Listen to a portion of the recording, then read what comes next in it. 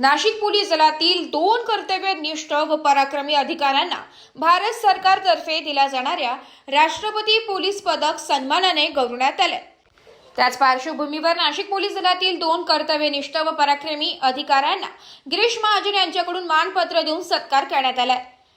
अंचल मुदगल, वरिष्ठ पोलीस निरीक्षक, सेंट्रल क्राइम युनिट नाशिक शहर पोलीस आणि श्री विश्वास पाटील, पोलीस निरीक्षक नाशिक यांना सन्मानपत्र देऊन गौरवण्यात आले।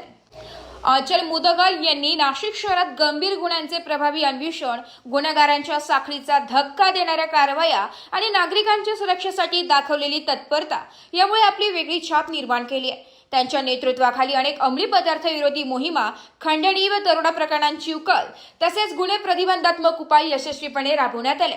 त्यांच्या दीर्घ व उल्लेखनीय सेवेचा गौरव म्हणून त्यांना हा राष्ट्रपती पोलीस पदक प्रदान करण्यात आले। तसेच विश्वास पाटील यांनी आपल्या सेवा काळात उच्चस्तरीय निष्ठा, प्रामाणिकपणा आणि कार्यक्षमता दाखवत पोलीस दलाच्या प्रतिष्ठेत भर घातली आहे। त्यांच्या कार्यकाळात गुन्हे प्रतिबंध, कायदा व सुव्यवस्था राखणे तसेच नागरिकांशी संवादातून पोलीस व जनतेतील विश्वास दृढ करण्याचे प्रयत्न लक्षणीय ठरले।